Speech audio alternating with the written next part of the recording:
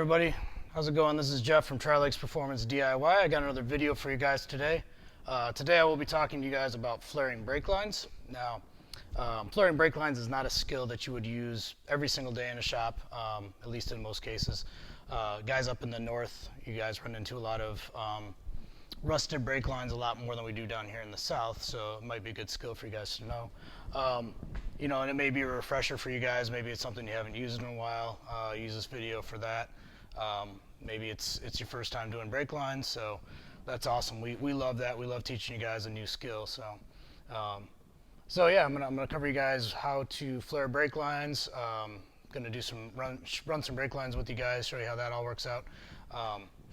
First thing to understand though is why are you going to flare brake lines? Why do you need to flare brake lines? So a lot of times if you're in the north, you have a lot of salt on the roads that will deteriorate your brake lines quickly. So replacement for that is a good reason for that.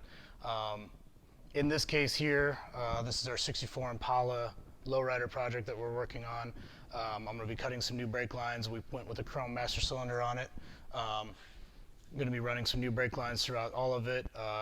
We updated to disc brakes in the front, new wheel cylinders in back, doing a whole setup in the back of this. I'll shoot another video on drum brakes for that too, but before we get into that, it's going to be important. I like people to understand the concept of what actually happens when you step on the brake pedal. What's happening with that brake fluid? So thanks to our friends at Electude, we've got some awesome animations for you guys to show you what happens when you step on that, how the brake fluid goes through the lines to the calipers, to the wheel cylinders to actually stop your car. So let's go ahead and take a look at that. All right, so as you press down on the brake pedal, the push rod goes through the vacuum booster. Vacuum pressure is being applied from the engine to aid in the pressure relief as you're pushing down on the pedal. Then the push rod then goes through the plunger. The plunger is then compressing the fluid inside of the master cylinder. When this happens, fluid gets diverted out through the lines, then it goes down to either your wheel cylinders or your brake pads, depending on what type of system that you have. So if you ever have a fading brake pedal that you can't find an exterior leak on, chances are it could be one of the seals inside the master cylinder could be weak and could be leaking past there. All right, so before we start talking about flaring brake lines, there's a couple important things to understand is what type of flare are you going to be doing?